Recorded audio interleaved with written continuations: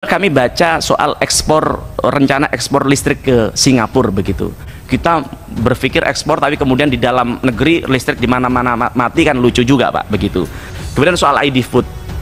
Bapak tahu hari ini rakyat kita menjerit soal harga beras Pak. Bahkan masyarakat kita sekarang sampai kalau buka di banyak tempat itu mereka makan karak Pak pimpinan, Pak Arya Bima gitu. Bahkan mereka makan singkong karena mereka tidak kuat beli beras. Bahkan PNS saja mengeluh ketika dia belanja beras 5 kiloan, dia merasa waduh kok mahal sekali sekarang begitu Pak. Di mana ID Food? Nggak ada, nggak hadir. Nanti pasti alasan, oh ini bukan kita, bukan domain kita begitu dan sebagainya. Sama tahu nggak? Kita nggak usah berbicara beras misalnya. Telur, Bapak tahu telur harga di konsumen sekarang 33.000 sekian begitu. Bayangkan di di produsen hanya dibeli 17.000 di Blitar. Nah jadi kayaknya ini ada mafia di sini yang memang mempermainkan soal komoditas ini Pak. Nah di mana kehadiran ID Food? Nggak ada.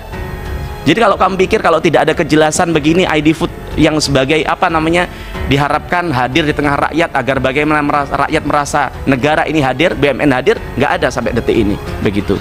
Tapi sekali lagi kami paham bahwa PMN tujuannya apa? Agar negara hadir tengah-tengah masyarakat. Tapi apa? Minyak goreng menghilang, ya kan? Ini sekarang beras juga gitu. Bulog nggak ini ID Food juga gitu. Seperti lembar handuk sebuji tangan, ya kan?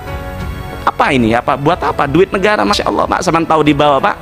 Rakyat itu berpeluh keringat untuk dapatkan Rp1.000. Kita ini tiba-tiba PMN dan sebagainya, ya kan? Apa sih sebenarnya perannya ID Food ini? Apa yang sudah dilakukan selama ini, ya kan? Kalau tidak bisa memberikan definisi kepada pemerintah, setidaknya yang sudah dilakukan untuk rakyat itu apa? Yang nyata, ya kan? Semua harga bahan pokok naik turun dan sebagainya. Ketika ini saling menyalahkan, saling tidak ada ininya. Kami ingin jelas apa yang akan dilakukan ID Food ke depan begitu.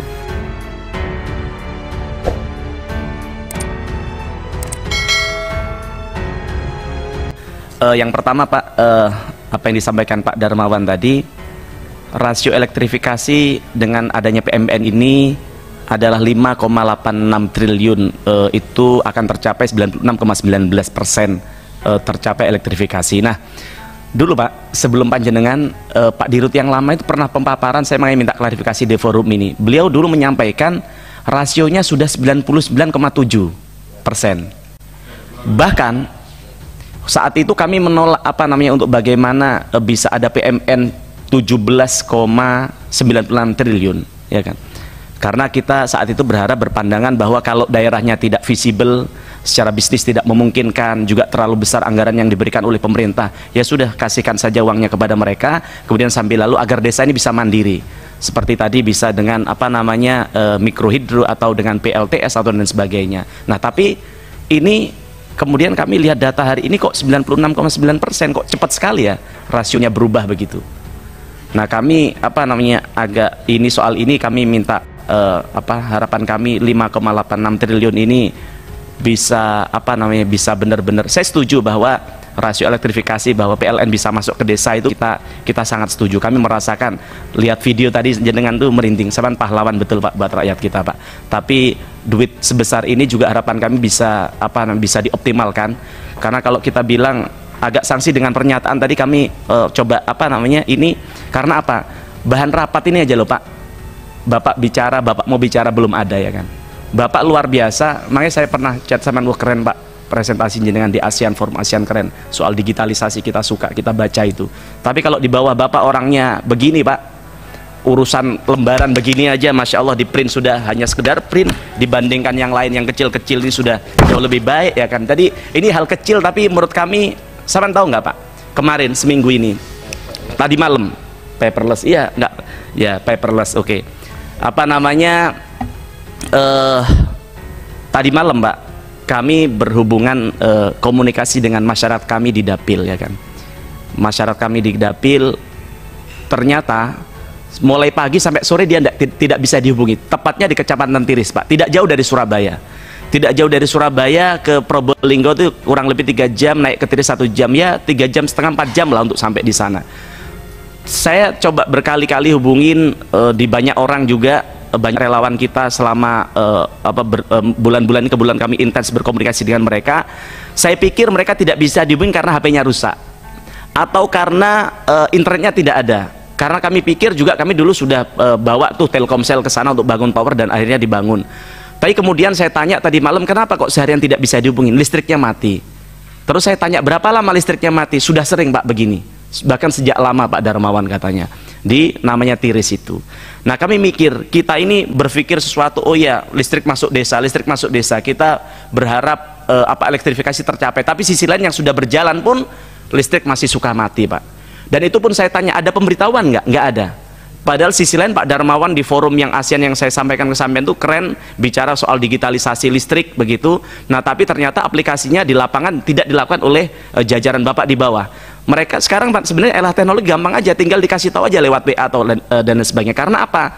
Kan rakyat kita ini juga perlu Pak prepare, nanti listrik mau mati, nanti listrik akan padam, kita perlu persiapan air dan sebagainya, ngecas lebih panjang dan sebagainya. Nah tapi menurut masyarakat kami nanti bisa dicek di bawah, itu tidak dilakukan begitu, sehingga mereka tidak ada persiapan, tiba-tiba listrik mati, dan itu sangat sering sekali. Padahal ini tidak jauh dari Surabaya, bahkan dari pusat kota Probolinggo sendiri itu juga hanya cukup 1 jaman begitu. Nah harapan kami hal-hal begini bisa bisa diperbaikin agar ke depan bukan hanya rasionya yang ditambah, tapi kualitas pelayanannya juga ditingkatkan begitu Pak. Kemudian yang kedua, kami baca soal rencana ekspor listrik ke Singapura begitu. Nah harapan kami sekali lagi itu perlu dipertimbangkan, kalau memang surplus ya boleh, tapi ya di dalamnya tata kelolanya diperbaikin dulu. Kita berpikir ekspor tapi kemudian di dalam negeri listrik di mana-mana mati, kan lucu juga Pak begitu. Karena esensinya PLN ini bagaimana bisa hadir menyiapkan energi yang baik untuk masyarakat kita begitu. Kemudian selanjutnya soal status proyek listrik yang mangkrak di PLN. Kami dengar dari SDM ada 34 pembangkit yang listrik yang mangkrak sekarang proyeknya begitu. Padahal itu bagian yang diharapkan oleh pemerintah, janji Pak Jokowi bagaimana ada 35.000 megawatt. Dan dari 34 itu ternyata 94,1%-nya itu milik PLN. Nah ini akan jadi sesuatu nokta hitam di kepemimpinan Pak Jokowi yang bagus ini kalau ternyata ini tetap terbengkalai sampai di akhir periodenya Pak. Nah kami ingin tanya, ini kira-kira bagaimana penanganannya ini? Kalau kita hitung-hitung kayaknya sampai presiden ini selesai juga ini tidak akan tuntas begitu. Jadi kira-kira way out-nya apa yang akan dilakukan begitu, kemudian kapan ini yang mangkrak-mangkrak ini bisa dieksekusi begitu. Termasuk soal selanjutnya soal dukungan rencana PLN yang akan mengubah tiang listrik menjadi sumber charger bagi kendaraan listrik. Kami sangat suka itu Pak, itu ide brilian. Tapi kok sisi lain kok ternyata PLN masih juga mempromosikan kemitraan SPKLU yang menurut kami harganya juga fantastis, 400 juta begitu. Padahal sebenarnya itu sangat murah sekali begitu. Nah, maka harapan kami ide dan gagasan ini bisa segera diterapkan, bisa menjadi quick win. Misalnya dalam 3 bulan ini sudah ada berapa tiang listrik yang bisa kemudian dijadikan sumber charger bagi kendaraan listrik, agar kemudian harapan kami setahun ke depan ada 100 bahkan 1000-an tiang listrik yang bisa menjadi sumber bagi charger listrik itu Pak begitu. Itu sih sedikit masukan dari kami untuk PLN. Jadi sekali lagi soal PMN ini harapan kami ini duit yang tidak kecil. Kalau memang tidak jelas angkanya, di hold dulu ini sampai jelas sebenarnya di angka berapa, agar kemudian di tahun berikutnya jangan-jangan turun lagi begitu. Jadi uang yang diberikan pemerintah ini akan menguap begitu saja begitu kalau tidak ada kejelasan rasio yang benar berapa. Setahu kami, seingat kami, nanti dibuka di rekamannya saat itu 99,7% begitu. Nah kami ingin kejelasan soal itu. Kemudian soal ID Food, dulu seringkali di setiap forum ini kami mengingatkan Bapak untuk tidak lengah soal bagaimana dulu minyak goreng ID Food tidak hadir di tengah-tengah rakyat kita. Bapak tahu hari ini rakyat kita menjerit soal harga beras Pak. Bahkan masyarakat kita sekarang sampai kalau buka di banyak tempat itu mereka makan karak Pak pimpinan, Pak Arya Bima gitu. Bahkan mereka makan singkong karena mereka tidak kuat beli beras. Bahkan PNS saja mengeluh ketika dia belanja beras 5 kiloan, dia merasa waduh kok mahal sekali sekarang begitu Pak. Di mana ID Food? Nggak ada, nggak hadir.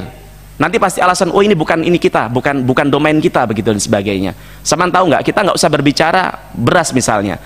Telur, Bapak tahu telur harga di konsumen sekarang 33.000 sekian begitu. Bayangkan di di produsen hanya dibeli 17.000 di Blitar. Nah jadi kayaknya ini ada mafia di sini yang memang mempermainkan soal komoditas ini Pak. Nah di mana kehadiran ID Food? Nggak ada. Jadi kalau kamu pikir kalau tidak ada kejelasan begini, ID Food yang sebagai apa namanya diharapkan hadir di tengah rakyat agar bagaimana rakyat merasa negara ini hadir, BUMN hadir, nggak ada sampai detik ini begitu. Jadi kalau soal Bapak tadi cold storage dan sebagainya, kalau memang nggak ada, sewa dulu Pak, ya kan. Bapak tahu misalnya 1 triliun itu Pak, kalau misalnya nggak usah 1 triliun, Bapak bilang 800 miliar. 800 miliar Bapak sewa apa namanya duit itu, misalnya negara berikan, kita taruh di SBN saja Pak, 6% per tahun tidur-tiduran sudah dapat berapa itu Pak? Sudah dapat 47 miliar Pak. Kira-kira Bapak bisa berikan berapa ke negara dividen per tahun, ya kan? Kalau keuntungan Bapaknya segitu. Tapi sekali lagi kami paham bahwa PMN tujuannya apa? Agar negara hadir tengah-tengah masyarakat. Tapi apa? Minyak goreng menghilang, ya kan? Ini sekarang apa, beras juga gitu. Bulog gak ini ID Food juga gitu, seperti lembar handuk sebuji tangan, ya kan? Apa ini? Apa buat apa? Duit negara, Masya Allah Pak, sama tahu di bawah Pak. Rakyat itu berpeluh keringat untuk dapatkan 1.000 rupiah. Kita ini tiba-tiba PMN dan sebagainya, ya kan?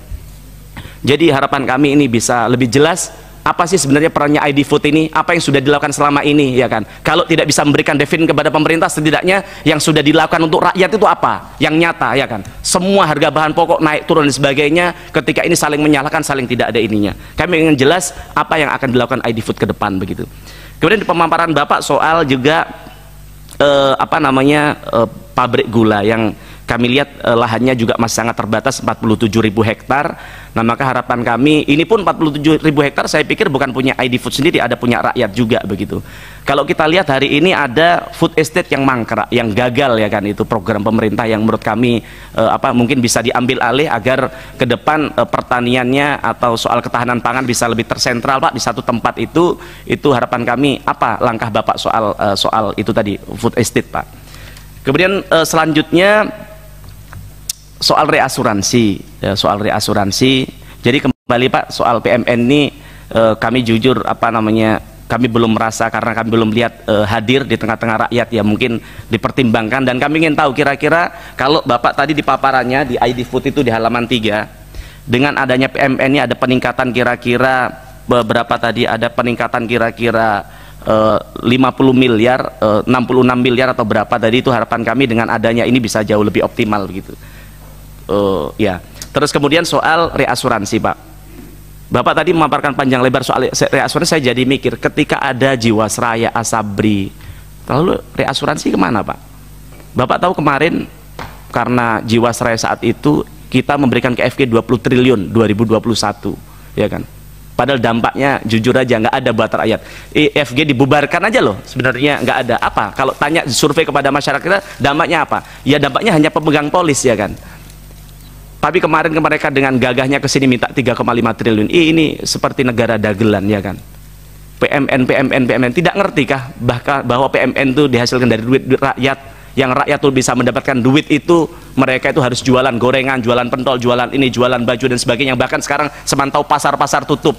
Karena apa? Bukan hanya karena beralih ke ini, bukan hanya ke media sosial, tapi karena memang ekonomi yang sedang tidak baik begitu. Nah kami pengen lihat, pengen penjelasan dari panjenengan. Dan dengan duit 1 triliun itu sebenarnya apa sih yang ke depan bisa dilakukan oleh reasuransi kepada rakyat, ya kan? Karena ini sekali lagi kan duitnya rakyat kan gitu. Dari 1 triliun tadi kalau dihasilkan di SBN aja 1 triliun bisa dapat berapa? 120 miliar per tahun. Kira-kira apa yang bisa dilakukan PMN untuk rakyat kita, untuk reasuransi untuk rakyat kita ini? Walaupun misalnya reasuransi nggak ada, serahkan ke swasta, kan juga ada swasta, kan juga bisa hidup mereka kan gitu. Itu aja dari kami, kurang lebihnya mohon maaf. Assalamualaikum warahmatullahi wabarakatuh.